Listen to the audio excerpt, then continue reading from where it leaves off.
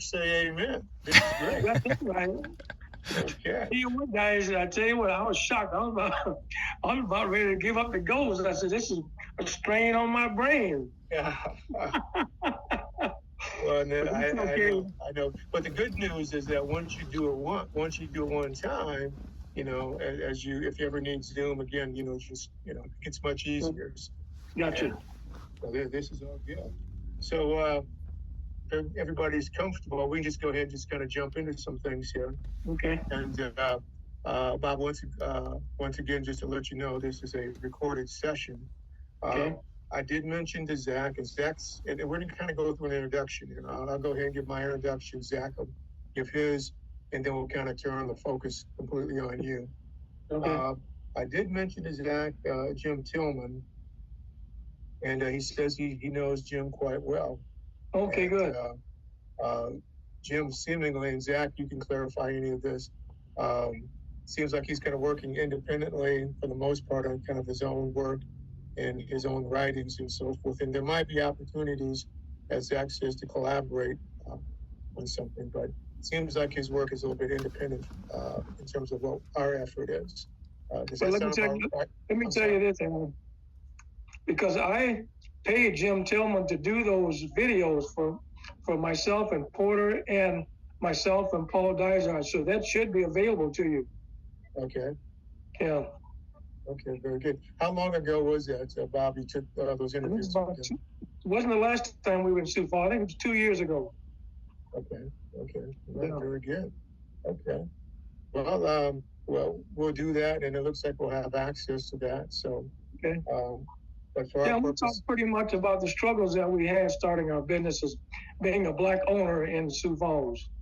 Okay. Yeah. So hang on. So hang on to that for a second, and we want to talk about the same thing. All right.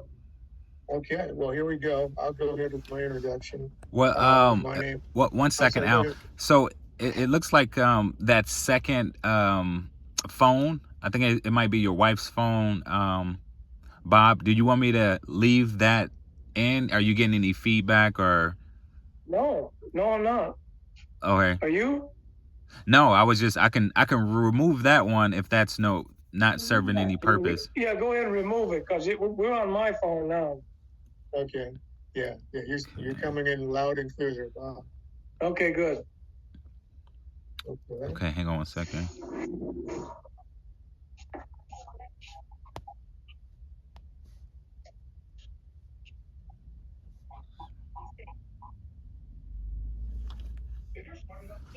Okay. Perfect. Okay, Al, you can go ahead with the. Yeah, we're good. You can go ahead with the introduction, Al. Okay. All right. Well, let's go ahead with the introductions. My name is Alfred White Jr., born and raised in Sioux Falls, South Dakota. My father is Alfred White Sr. I have two older sisters that grew up in Sioux Falls in that household, and that's Carolyn White Duckworth, Phyllis White Shelton. And we grew up there. We all attended Jefferson grade school, Edison Junior High School, and Washington Senior High School. Phyllis went on to Sioux Falls, which is now Sioux Falls University.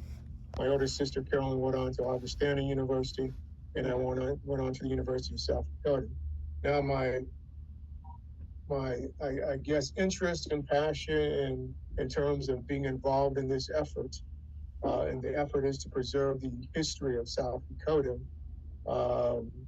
And in the way that we do that is by building content to what's already existing there.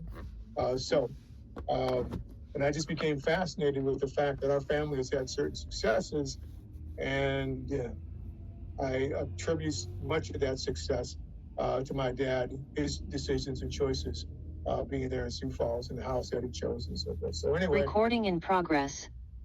So all that being said, that's the reason I'm involved here, Bob, and that's why we're talking to you, as we want to work in that effort. Zach, I'll turn it over to you and your introduction, please. Hi, Bob. Thanks for being here this morning. I'm Zach Van Harris Jr. I am the South Dakota African American History Museum's research director and curator. And I also do public relations and marketing. My background is I'm from Grand Rapids, Michigan, West Michigan.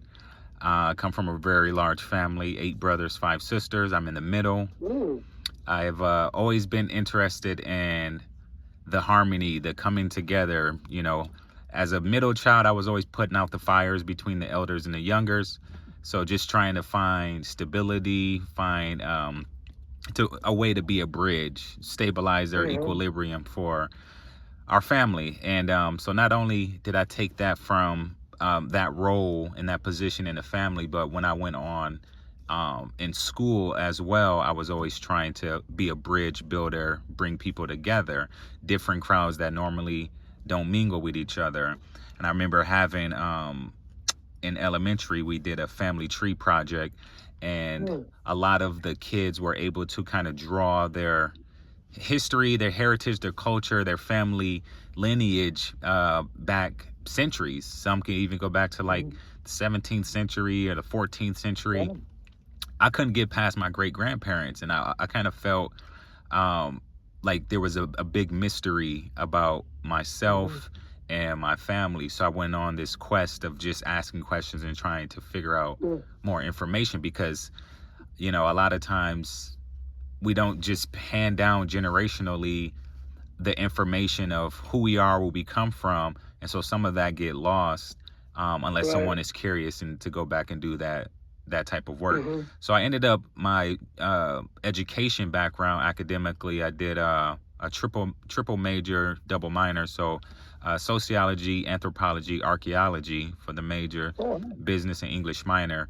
So as a social scientist, I'm just curious about humanity. I'm curious about communities, society, where we came from, where we're at now. That might give us clues where we might go in the future. And so now, being from Michigan, but I've been in South Dakota for about 12 years now, I've just been curious of like, how can we impact the community, and how can we get these stories told? When I went to Pierre, to the Heritage Center out there, they got an exhibit of the KKK and different cultures and different, you know, folks in South Dakota, but they didn't have an African American exhibit. So it's like, you got the KKK. Who was the KKK oppressing? Like, why would they be in the state? You know, if it wasn't. So we're not there. And then, you know, their slogan on the website is the future belongs to the storytellers. And so we're not a part of the future if we're not in their music. We're not a part, because our stories are not being told. So that kind of lit a fire into me of let's get these stories told. It doesn't matter if it's not the most polished and pretty, but we need to get these stories told, and then we can ask for forgiveness later and get the funding and things that we need to make it better. But there's a lot of work to be done. I could not agree more. Yep. So with that being said, I'll turn it over to you to introduce yourself. Can you please, you know, tell us your name, your full name, how to properly spell it, and then what year were you born? So your name, year were you born, how do you spell your name? Okay. My full name is John Robert Harris. That surprises a lot of people because everybody calls me Bob. But my full name is John Robert. I was born on August 6, 1948 in McDonough, Georgia. And you want me to just go on then, or? Yeah, well, yeah, just go ahead and just kind of roll from there. Yeah. Okay. My dad had 10 children, and my dad was a truck driver, and he could not afford to raise all those kids. So I found this out later. My grandmother asked my dad, and out of the 10, to backtrack a little bit, out of the 10 kids, Ernie and myself had the same mother and father. My other brothers and sisters had a different mother. So my grandmother asked if my dad, if he would let us come to Sioux Falls and spend the summer with his sister, Emma Armstrong, who was married to Jack Armstrong. So that's what brought us to Sioux Falls in 1954. We just came up for the summer to visit, and it worked out so well, we never went back. Wow. And they were like a mother and father to us. They raised us, fed us, took care of us, sent us to school. Just like I said, just like a regular mother and father. Yeah. So I stayed in Sioux Falls for all that time. Graduated from, I was a second class out of Lincoln Senior High, because Lincoln had just been built at that time. Mm-hmm. Left Sioux Falls and joined the Marine Corps. I did a tour in Vietnam. Picked up 2 Purple Hearts. Wow. Quite an experience. Came back to Sioux Falls, started my own business. I worked at Morales for a little while. Hey, Bob, hang on for a second. I just want to ask a few questions, and you've covered a lot of ground, stuff I didn't know. I was always very curious about you and Ernie, certainly in terms of your roots, and it's great to hear that. So you got to Sioux Falls in 1954. Right. So what is that? About 6 years old, is that correct? That's right. I was 6 years old. So what worked out so well, do you think, in terms of your decision to remain there in Sioux Falls? Well, like I told you, I found this out after quite a few years after we had moved here. But everything just worked out for Ernie and I and Jack and Emma, and we just bonded. And we had a lot better quality of life here in Sioux Falls versus living in McDonough, Georgia, because my dad was struggling trying to raise and clothe and feed all those kids. Mm-hmm. Mm-hmm. So Emma talked to my dad and said, well, just let Bob and Ernie stay here. We're going to put them in school and see how things work out. Mm-hmm. And if time that they feel they want to come back to Georgia, they can. But she would prefer if we stayed here. And like I said, Al, it all worked out. So did you refer to them as your parents, or just Bob and just Emma? I call Emma and Jack, but I looked to them as my parents. Okay. Yeah. Now you got into school. How did that start to work out for you? Did you have some challenges there? It was a real challenge because, just imagine a 6-year-old boy coming from McDonough, Georgia, with out of an all-black school, coming to Sioux Falls, South Dakota, to an all-white school. So it was quite a transition and some challenges, but praise God, I got through it. I got into some situations that I wasn't very proud of, but you had to do what you had to do. Yeah, well, let's talk about that for a quick second, because we've talked before, and I told you about a story that I had read, and I think this was over at Sioux Elementary, in which you were having such those challenges as you mentioned, and you had to deal with the situation in terms of confronting the toughest kid in school. You want to tell us about that? Yeah, South Sioux Elementary School is where I was going, and the kids there, kids are going to be kids, and I was the only black school, not in my class, and I take that back. It was Ernie and I were the only 2 black kids in the whole school. So quite naturally, we were different, so maybe the kids would pick on us a little bit. And I kind of brushed it to the side for a while, and then this one kid, I found out this later, he was supposedly the toughest kid in school, started giving me a hard time, and I just went off on him and gave him a butt whooping, and after that, everybody left me alone. Wow. That's a great story, man. I like that. Okay. So anything else about the childhood you want to tell us about? You got school. Did you have friends that you played with in your and where were you living at that time? We were living at 219 West Lotta Street. It's out on the very south end of Sioux Falls. Yeah, it wasn't so much in grade school, because grade school wasn't much. I just went to school and tried to maintain a good grade average. But once I got into, I think they call it middle school now, Patrick Henry, and started paying some interest to the girls, and the girls paying interest to me. And they wanted to come out to the house. But Emma was old school, she did not believe in, black guys going out with white girls.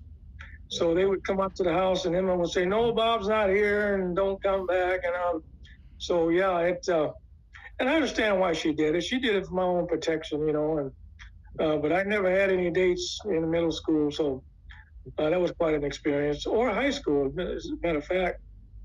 Okay. All right. Okay. And so, how did you start to blend with your extended family then? Because of course you had Willie, you had others there. Yeah, we had. The one thing I must say, Emma was the first one because let me backtrack a little bit. She was married to Jack Armstrong. He was from Waycross, Georgia. He came here through the Army. He was stationed in Sioux Falls. And that's what brought them here. So once Emma came, and she told her rest of her siblings what a good quality of life and jobs were readily available here. Her brother, William Harris, came to Sioux Falls, and he became a chef at the VA. Then her other brother, Lime Harris, came here. He worked with your dad, Al, at the telephone company. Yes, yeah, that's correct. Yes. Yeah, and then my other uncle, Oliver Harris, he came here as well, but he was up in age. He was retired at the time, and so he just lived here, and he had no children. Yeah, he did have one son. Okay. Yeah. All right. It's yeah. I was always curious in terms of how the family network was kind of situated there in Sioux Falls, because there were just so many Harrises. Right. And there were times in which they'd see me as a black kid wandering around the city and so forth.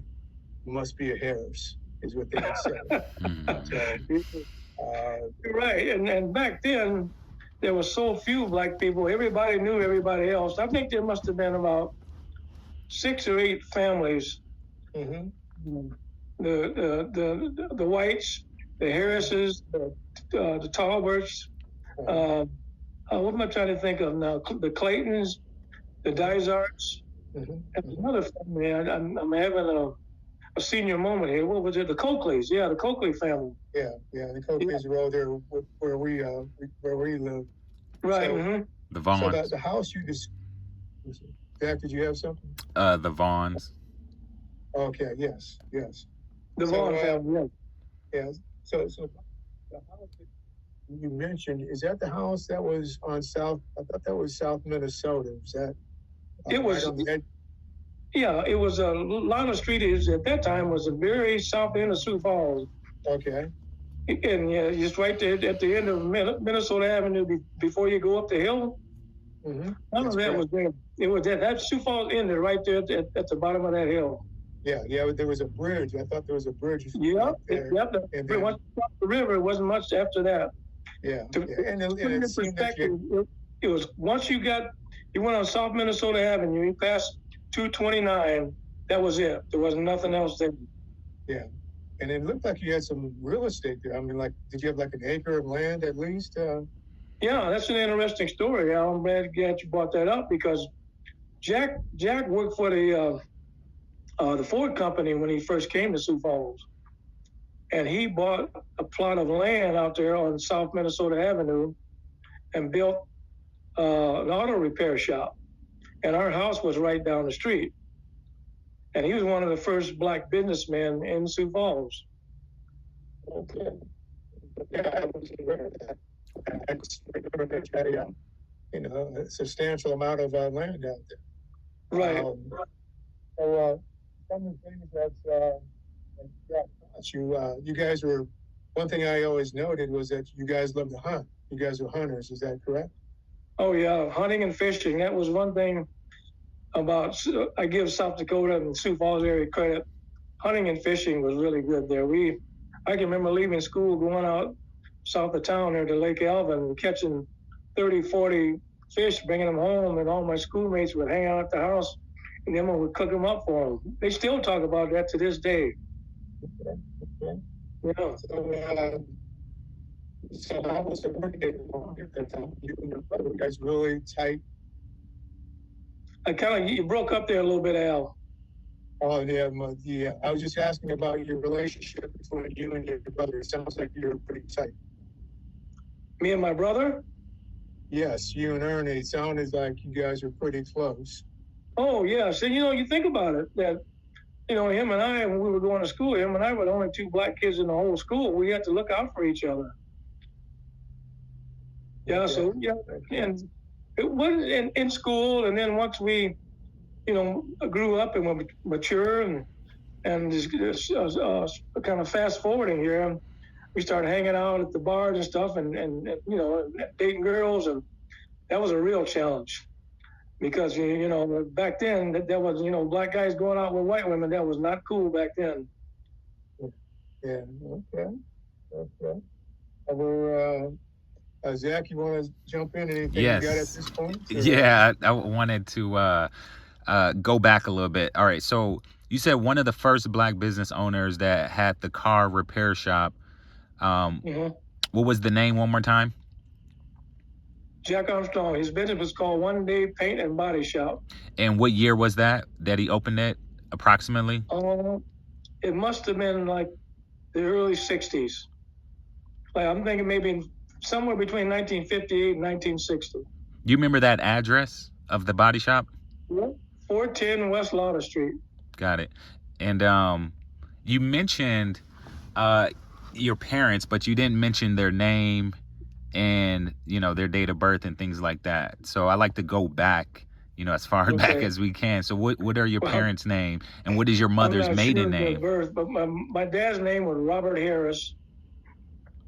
I don't know when he was born. I don't know. I know he lived to be 90 years old. My mother's name was Nanny Kate Kimball. She lived in St. Louis, and she lived to be 89 years old. And birthdays, I'm not sure. And where were they? Because you said she lived in St. Louis, and your father, he was from Georgia? Yes, McDonough. Is that McDonald, like McDonald's restaurant? Or? No, McDonough, McDonoughh. Oh, McDonough, okay. And then, so where was your mother born? Was she also from Georgia, and then she moved to St. Louis? Yes. Okay. Yes. To tell you a story, I found this out later too. My mother was a very attractive woman, and there was a white man here in Georgia that wanted her really bad, and the only way she could get away from him was to leave. That's what made her move to St. Louis. Wow. What about your grandparents? Where were they from? Your mom's side and dad's side? They were both from McDonough. On my dad's side, my grandmother's name was Sarah Harris. My grandfather's name was Henry Harris. And on my mother's side, my grandmother's name was Vannie Kimball. And my grandfather's name was Claude Kimball. Were they free? Like, were they born as kids? Like, were their parents enslaved, or were they free?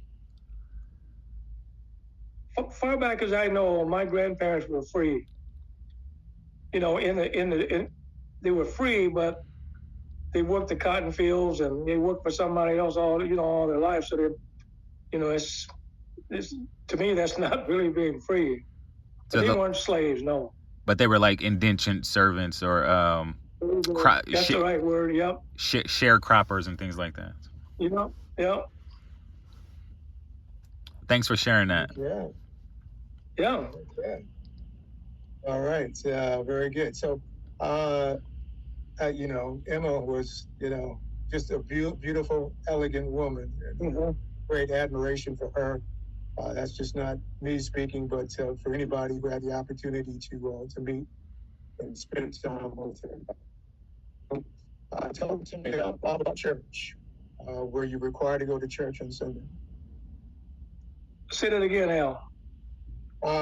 Tell us about, I was just commenting on Emma. I don't know if you heard any of that, that she was just an elegant, beautiful woman. If you had the opportunity to spend any time with her, it was a blessing. That being said, what were the requirements of church as young boys growing up? Right, that was a requirement. And I give her credit. When we were going to school, Emma would get up every morning, make breakfast for us before we left for school. And she made sure our room was clean, the bed was made. That was a must before you leave for school. Sunday morning comes along, you are going to church. No debate, get dressed, you're going to church. That was mandatory. You had to really be sick not to have to go to church. Right. What church? What church did you go to? We went to, and that's another story too. I don't know if you want to get into that now, but we went to Pilgrim Baptist Church. At that time, there was 2 black churches in Sioux Falls. St. John was on 6th and Minnesota, and Pilgrim was on 5th and Fairfax.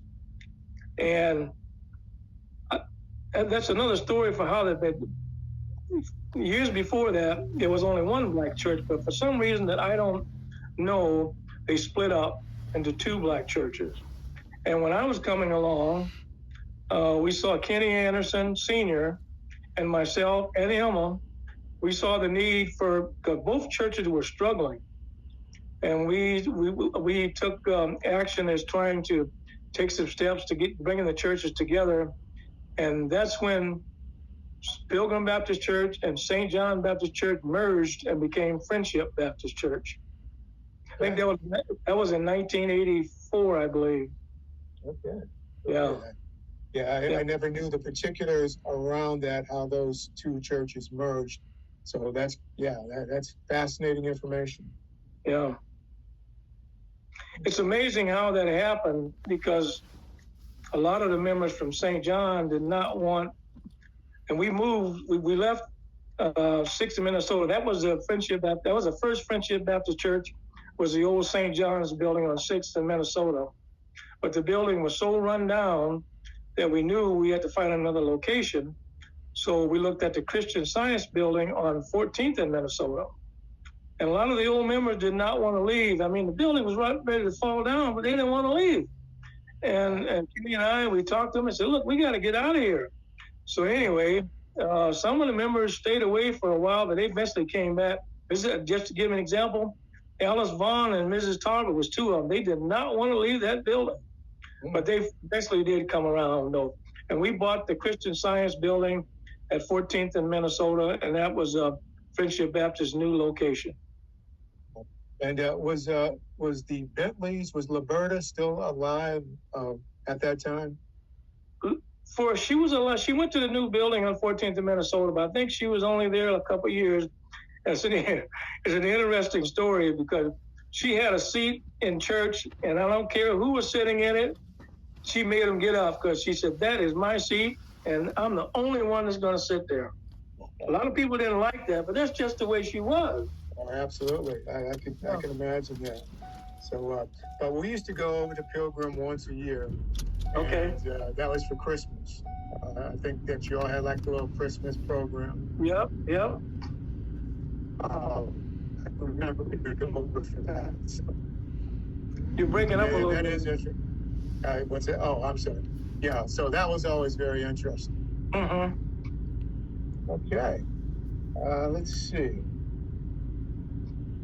So, was the racial issue at any particular time? And what was it for? Well, let's see. You already talked about grade school and junior high, and I guess we can talk a little bit about. We lived in myself, my family, your family, there in Sioux Falls. Bob, for you personally, of course, you went into the war, and maybe we should even talk about that a little bit. I never knew in terms of the medals. Can you touch on that in the broader scope of things also, too? Just the racial tone that was happening in the country at that time, was it affecting you or Ernie? Yes, when I really first noticed racism in Sioux Falls, because I was out for basketball and I was going to, I'm trying to think, it was Patrick Henry? Yeah, it was Patrick Henry. And Patrick Henry was quite a ways away from where we lived. In the wintertime, I had to walk home. And so one of my friends that played basketball as well, his dad would give me a ride home after practice. And he had a sister that kind of liked me. And I kind of liked her too. And we kind of started hanging out a little bit. And his dad made it very clear that was not going to go anywhere. He did not want me dating his daughter. He was very nice to me, but when it came to that, it was a different story. That's when I first really noticed it. And it was quite obviously because I was black. What year, were you in 10th grade, or how old were you? Like, what year was that? It was in middle school. I was in probably 9th or 10th grade.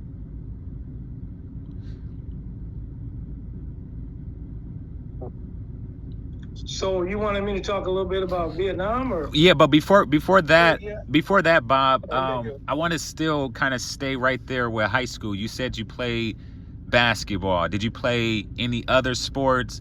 And if it was only basketball, how was basketball? Did you play the entire high school, like 9th through 12th grade? How was it when you, with your teammates? How was it when you played other teams? Oh, they got this black guy on their team. Like, you know, was there any camaraderie with your, you know, teammates, or was there any adversity? You know, if you had to travel out of town to play, just kind of wondering during that time, what was it like being a black athlete in Sioux Falls in South Dakota? I wasn't very good at basketball. I'll be honest with you.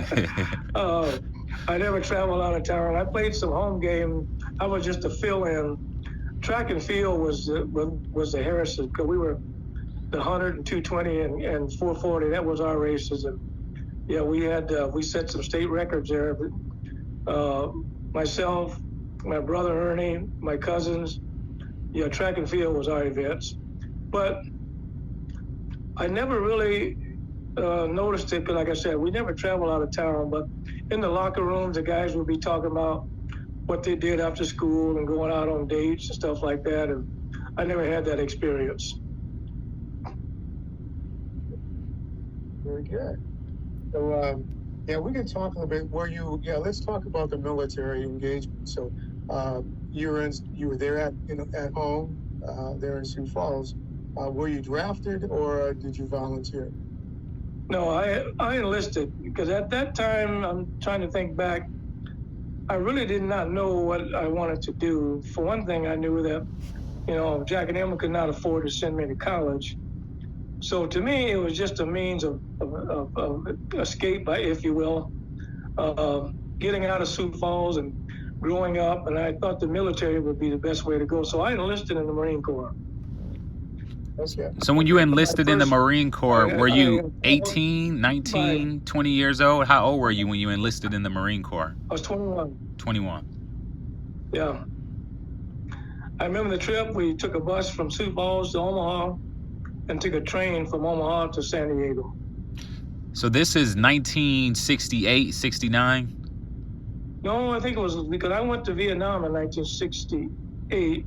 So it must have been like, it's right after I graduated from high school. Yeah, I think it was 68, 68. And with that being said, it was, I'll use the term hot in Vietnam, meaning that the intensity of the fighting in Vietnam was at one of its highest stages. Is that correct? Yes. When I was fortunate, Al, when I first got there, the first sergeant knew I could type. So because I was an 0311, which means infantry, I was a squad leader. But being the fact that I could type, he took me into the office and put me in the mail room. And the first 6 months I was in Vietnam, I was a mail clerk. Okay. So that, I thank God for that, because I see these guys go out on bivouacs overnight, and some of them came back and some of them didn't. Yeah. So I was thankful for that. But the company I was attached to was sent back to the United States, and I got sent to 19, and 19 was called the Walking Dead. And they sent me up there next to the DMZ, and that's when the fighting got intense there. Because I was a squad leader there, and we were in combat quite a bit. That's why I got 2 Purple Hearts. Okay. Well, what was the situation dealing with the 2 Purple Hearts? Well, we were in a place called Ashaw Valley. It was one of the worst combat zones in Vietnam. And that's where I got and I was fortunate because the wounds weren't that serious. I took some shrapnel in the leg, in both legs. That's where I got the Purple Hearts from. So thank God they weren't severe. But I remember that, and I questioned I never questioned about anything else. They would send us out on bivouacs to check out the enemy area and see the enemy was close by or nearby or far away or whatever. But that particular instance, our company commander marched us downhill because it was overcast. The helicopters couldn't come in. We didn't have any water. So there was a stream at the bottom of the hill. And our company commander walked us down that hill single file, one right after the other. And when we got down to the bottom of the hill, they opened up on it. And boy, I tell you what, that was a mistake because a lot of us didn't survive. And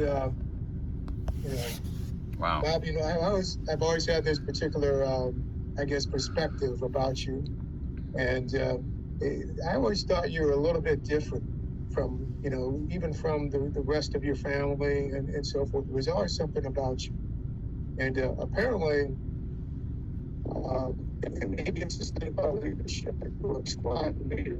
Was there anything in particular quality that you learned, or that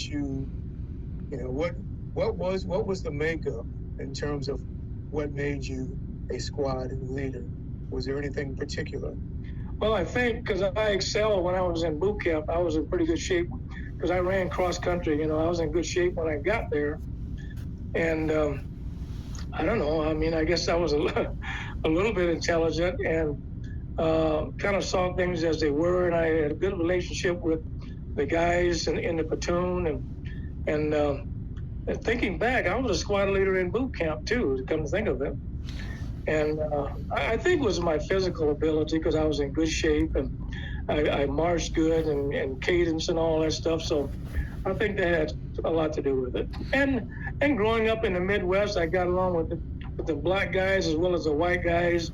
As a matter of fact, and some guys who grew up in the cities did not hang out with the white guys at all. And me, I hung out with both of them. I was friends to all of them. And I think that came from growing up in the Midwest, being around blacks as well as whites. Well said. I like that. Yeah. So you returned from the war, and you're back in Sioux Falls. Is that correct? Yes. Okay. So what occurred then? What were your options at that point? Well, it's funny how that happened. Because I was looking for a job, and I went and applied at Morrell's, and they never called me, and I waited. And I'm thinking, I put in an application in quite a few places around Sioux Falls. And about a month after, I got a phone call from MCRD in Kansas City, the Marine Corps Depot, and they asked me if I had found a job. And I said no. And they asked me where I had applied. I told them. And the next day, Morrell's called me, told me to come to work. So what is that? Wow. Good stuff. So how long did you work at Morrell's? Pardon me? How long did you work for Morrell's at Morrell? I went to Morrell. Morrell's at that time was the best paying job in Sioux Falls. I think it was like $9 something an hour, but like back then it was a good paying job.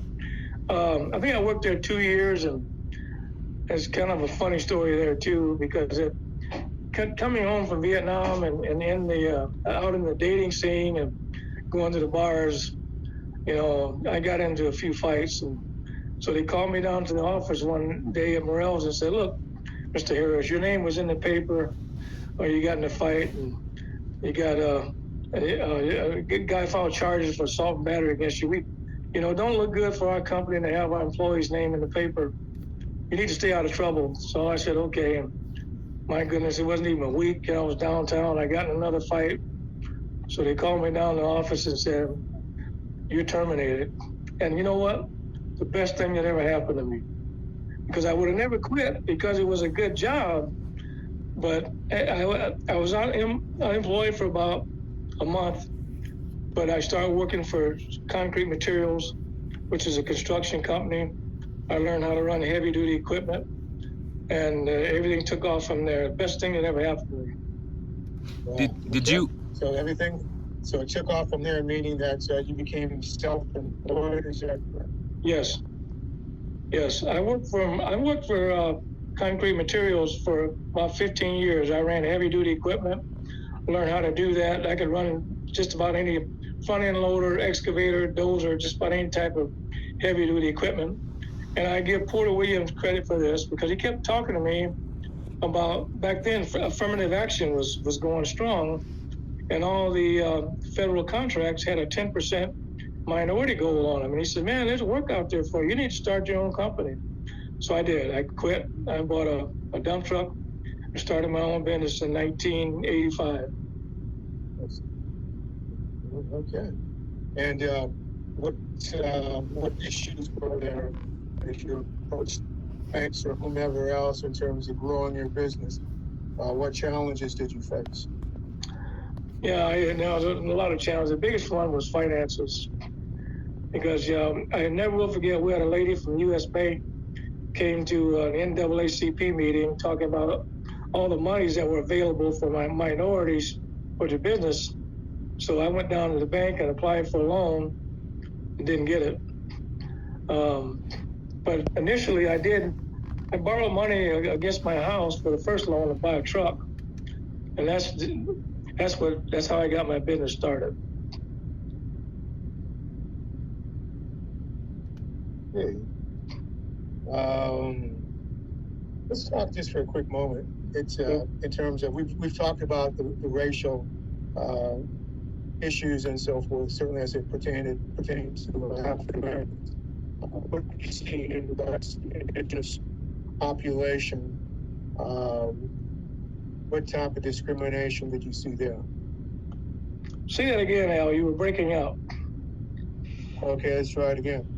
We've talked about racial issues and so forth that African Americans and such as yourself did have to deal with. And then the real question, or the additional question, is what did you see in terms of the relationships and the treatment of the indigenous there in Sioux Falls? Indigenous, you mean Native American people or what? Yes, Native American. Yeah. I'm trying to think here, because they definitely were not treated well. Just to give you, this is kind of fast forwarding a little bit, but I got a contract out on the Pine Ridge Reservation. I took my trucks out there and worked out there for a year. And that's when I saw firsthand the poverty on the reservations. And it's because Pine Ridge, there was no motel. We had to go over into Nebraska to find a place to stay at night. So we worked on Pine Ridge during the day and had to go into Nebraska to night because there was no motels there. And right on the border between South Dakota and Nebraska was a liquor store. And you would see the Native American walking to the liquor store on the way home at the end of the day. And it was so sad because the next morning when we're coming back, you see them passed out, laying on the street. Wow. It was really depressing. Well, my goodness. Yeah.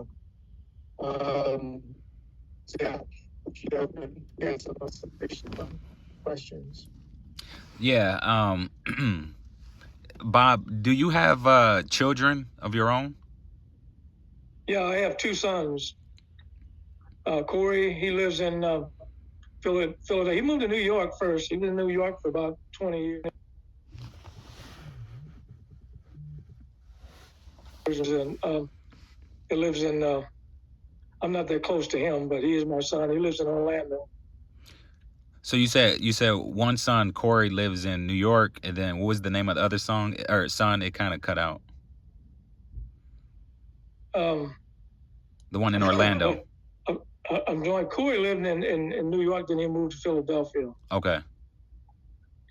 And I have another son named Tyrone. He lives in, but he has a different mother. That's why him and I are not that close. But we do stay in touch. He lives in Orlando. Okay. And were they both born in South Dakota, or? Yes. And so they went to school in South Dakota all throughout elementary. They graduated high school. Yep. I was just kind of curious if if they ever expressed to you, now that they don't live in South Dakota anymore, but their experience in South Dakota, if that impacted their lives.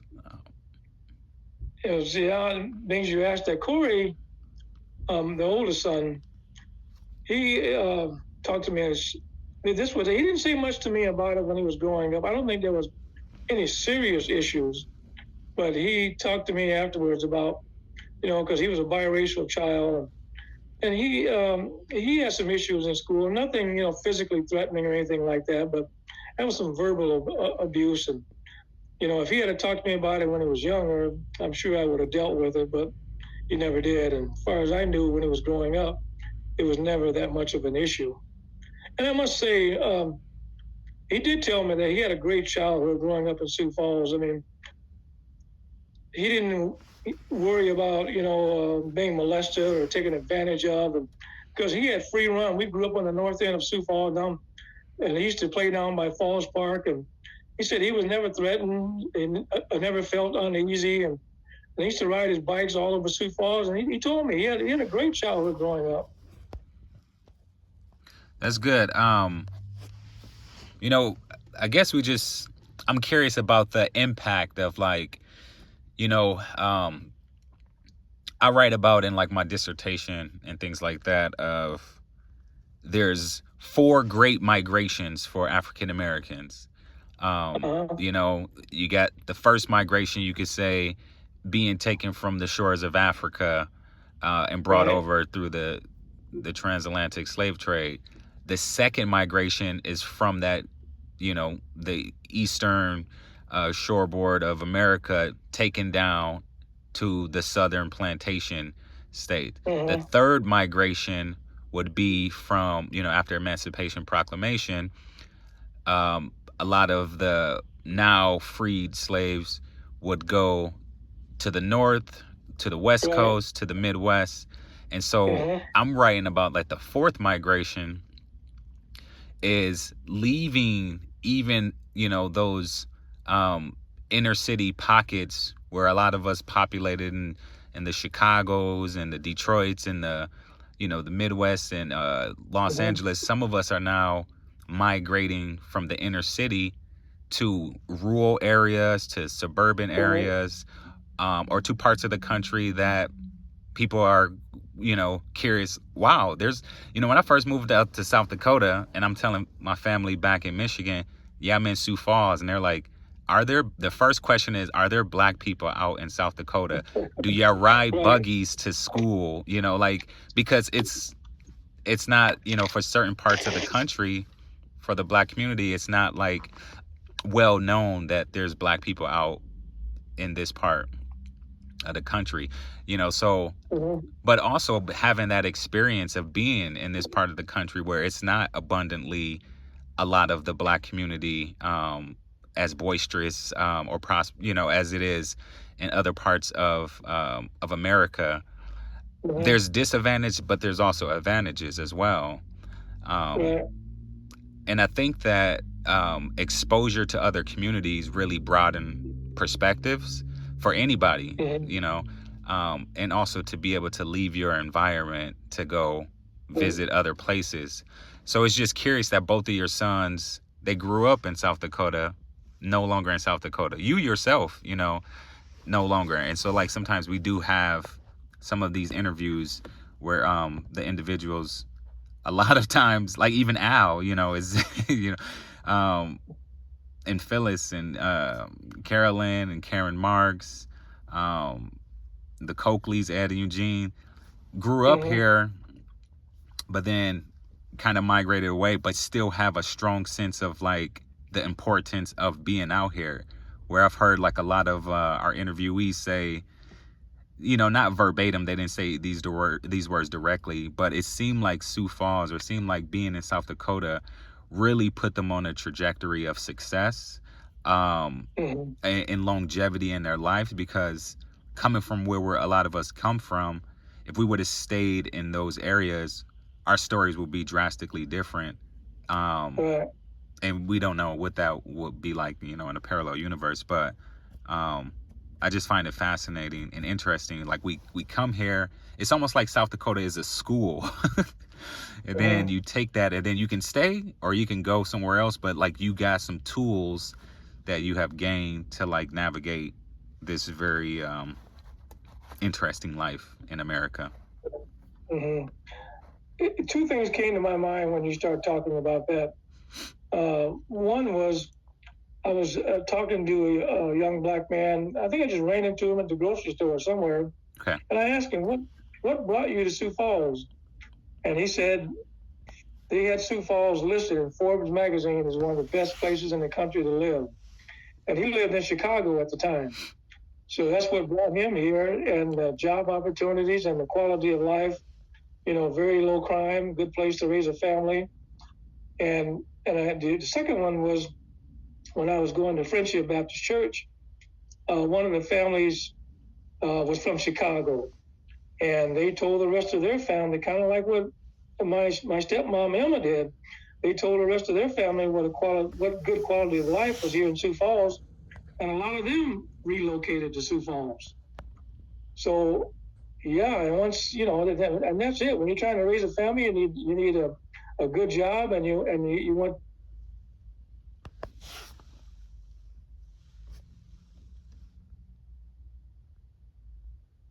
Bob, are you still there? I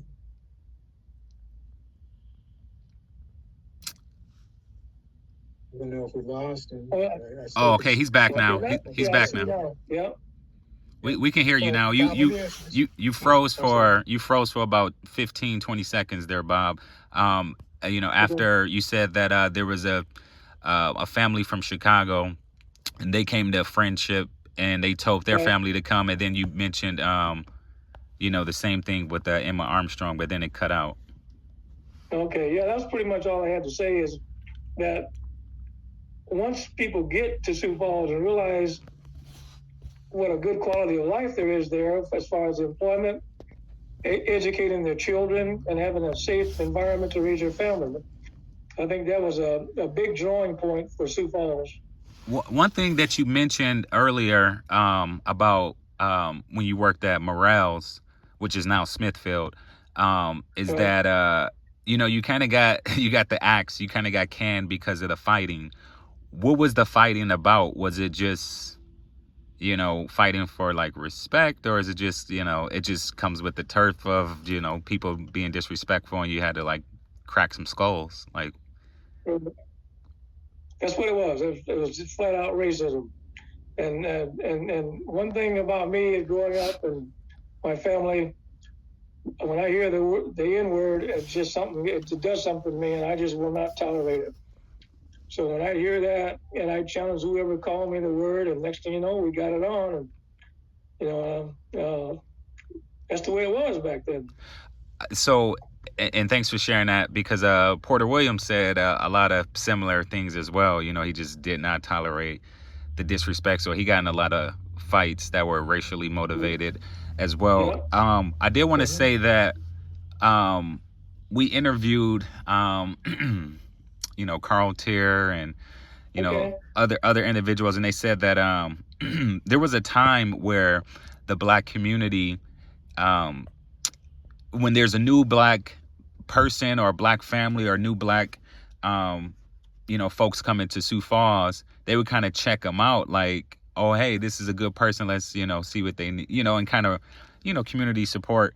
But if the person was a bad egg, they would run them out of town, so to speak. Like, you're not about to give us a bad rep, what we're trying to build out here. Did you have any experience with that or notice anything like that as well? Like, yeah, there's a good people coming in, let's make sure they got what they need. Or there's a bad person that's just here bringing that Chicago mentality of, not to generalize Chicago and say Chicago's bad, but just like anyone that's like come in here to like,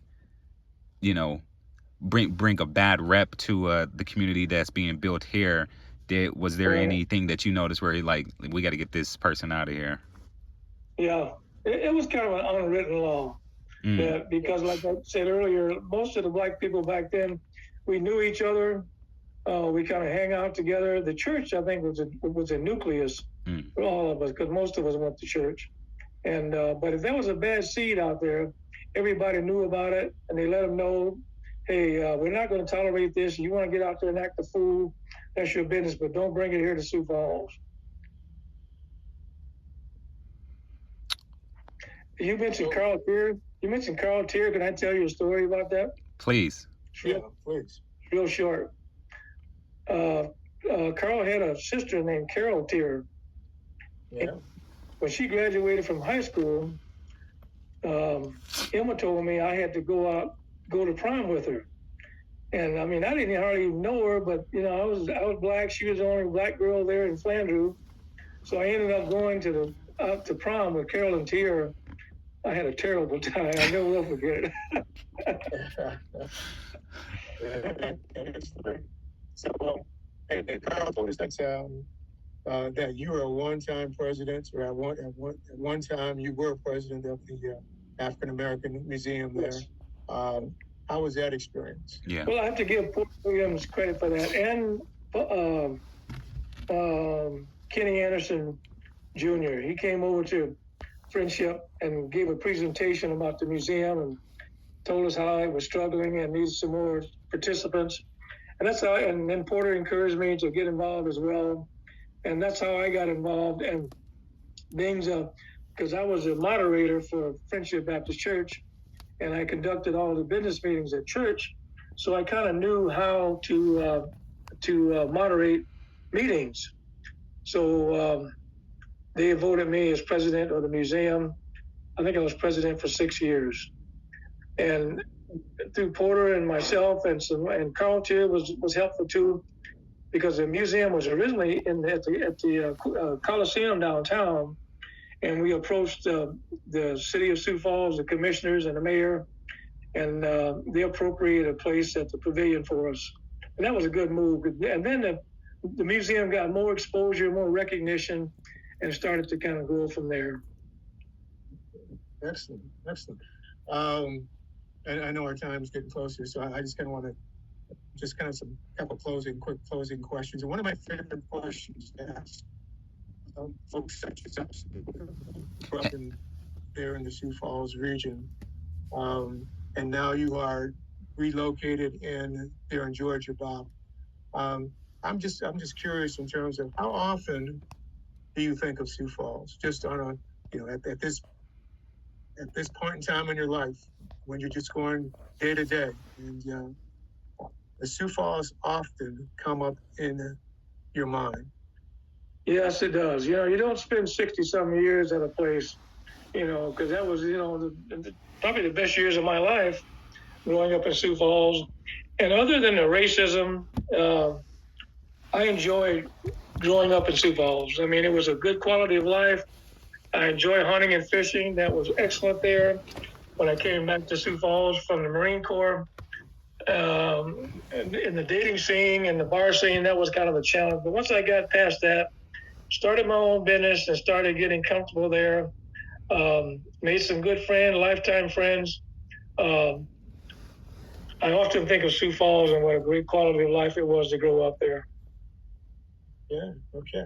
And I don't want you to speak for your family or cousins and all that stuff, but in your family, for those that grew up in Sioux Falls, is there a similar sense of gratification in terms of growing up in Sioux Falls, or is there some that you sense there's still some hurt, pain, and some wounds about being there in Sioux Falls? Not really. From talking to them, it's the same here. They enjoy growing up in Sioux Falls, still have friends that they go visit and stay in touch with. And I think you and I talked about this, Al. It kind of amazes me how, because the first one from my uncle's Williams family to move back to Sioux Falls was Pam. And she left Sioux Falls and moved back here for a better job. So it turned 360 or 180, whatever, how blacks used to leave the South and go north for employment. And recently they've been leaving the North, coming south for better employment. So it amazes me how things just turned completely around. Great. That's good. Wow, I really appreciate it. It's a special pleasure seeing you on the top of you this morning. Um, and let me ask this. Is there anybody else you might suggest in the family there that we might speak to and for further content? And just, another perspective. I don't know if Willie might be available, or I guess you got Judy, or Judy down there. Yeah. Anybody, and you might just ask, if there's anyone who would be interested in, I'd be happy to contact them and, set it all up. And the other thing is in regards to just family archiving and memorabilia. I don't know if you're familiar with the Irene Hall Museum there in Sioux Falls. I think they just completed that project recently.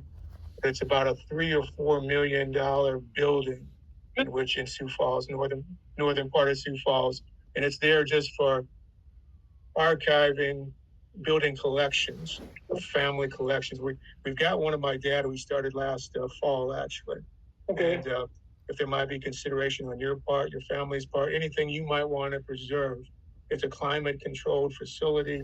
It's extremely impressive, but they really have zero content for Black Americans.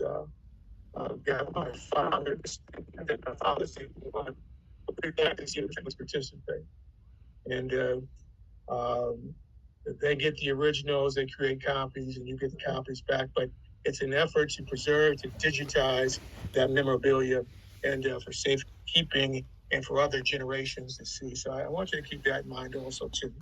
Yeah, I do have some stuff. There's one, I think this picture's in the museum of Emma and my two aunts and Martin Luther King. I mean, yeah, I have some more of those pictures. So that definitely needs to be preserved. Okay. Zach, I think that's about all it for me. You got any closing thoughts? Yeah, just to kind of reiterate, if you have anyone that you're thinking of that, whether it's family or just someone back from that era of, for a point of contact for us to do the interview with them, that'd be great. Also, we'll keep you updated because eventually we would like to, alumni to try to get a lot of folks from that era to do like a reunion at some point in time. Mm-hmm. And so when we get more details on that, we will keep you in the know. But please feel free to reach out, if there's something that you wanted to share that may have slipped your mind or we didn't bring up in question. You can email, you can call, you can text, whatever you're comfortable with. And I want to make sure you have my contact as well. We interviewed Jane. Who's that? Jane Anderson. Jane Anderson Johnson. So that's Kenny Anderson from the Kenny Anderson family. Okay. Jane, and post interview, she sent a photo. She sent a text message. She called and said, I forgot to talk about, we have a military family. So many of the Andersons served in the military, and that's what I want our family to be known by. So it's things like that. If it's something that come across your radar that you like, I forgot to mention that, please let us know so we can include that as well. Yeah, I think this was great. It's really nice I've heard about the legend of Bob Harris, and but it's nice to put a face with the name and to meet you via Zoom here. Oh, one question I did have is so what year did you leave South Dakota to go back to Georgia, and what was your reason for that? Was it just retirement, and because you were born in Georgia, you wanted to full circle go back to your home state? What's the reason behind Georgia? Well, I think the driving factor was I got tired of those long, cold winters. Yeah. And plus, you know, my brother Ernie, he had passed away, and we had more family here in in Georgia. And it's just because we had always stayed in touch. We came back every year. And my wife, after I got married, my wife came down and got to know some of the family. She felt very comfortable here. They accepted her very well. So we just started looking around and decided something that we wanted to try. And once we moved back here and bought a house, and yeah, it was definitely the right thing to do. And I'm getting involved with my church down here, getting to see my cousins. I've got, I don't know how many cousins down here. So yeah, it's worked out very well. What year was it when you left South Dakota? We moved down here in 2018. Oh, okay, fairly recent, about 5-6 years. Uh-huh. And we come back to Sioux Falls every year. My wife has two brothers that live in South Dakota, and I come back and visit my friends, hang out, try to go fishing if I can. Sioux Falls has a special part in my heart. That's great. That's great to hear that. And Bob, you know, it's such a pleasure. As I said before, you know, I always felt there's something special about you, and I see it in terms of, as you talk about your life, in terms of the leadership roles and how you step up inside. It's very impressive. One thing I'd like to mention, one individual I really miss when I go back to Sioux Falls on occasion is seeing Ed Washington. Yeah. And Ed was such a blessing. Yes, he was. And I really miss him. But tell your family for me, if you will, that I have nothing but love for your family. Thank you. And I want to say one thing about Ed Washington. Him and I grew up together in Sioux Falls. I mean, not grew up together, but hung out together, you know. And he was a great man. He is a man of great faith. I never will forget when he first told me he had pancreatic cancer. And he said, Bob, it's in God's hands. He said, if I survive this, fine. If I don't survive it, it's God's will. He said, but I'm not afraid. I had so much respect for saying that. Oh, yeah. You know, I talked with him on occasion when things were looking really, really bad for him. Yeah. And his faith did not waver at all. Yep, that's right. He's one of the best individuals I had an opportunity. I praise God for the opportunity to know Ed. Yeah, same here. So that's great. But Bob, you've been tremendous, man. Really appreciate it. If anything else you think of, just let us know. One last thing, Bob. You said you know, your brother Ernie passed away. Rest in peace to Ernie. Is he buried in Sioux Falls? No, he's buried here in Georgia. Oh, okay. Yeah. One thing I'd like to tell you guys, follow up on that Jim Tillman video, because to me it's important, because Paul Dysart had a construction company. I had a construction company. Porter Williams had a construction company. And we faced some real challenges when it comes to racism, affirmative action, and the things that we were denied by the city of Sioux Falls. You need to check that out, because there's some important stuff there. Okay. Thanks so much, Bob. Okay. I think we're done. Yep. And Bob, tell everybody hi for me, man. I sure will. And I applaud you guys for what you're doing, because this stuff is very important. And because the things that were going on back in the 60s and stuff, that needs to be documented, so Sioux Falls know the struggles that we had back then. So thanks a lot. Okay, thank you. Man, our pleasure. Zach, you good, man? Yeah, I'm good. Okay, take care, guys. All right, take care, Bob. Thanks, Bob. See ya. See ya. Yep.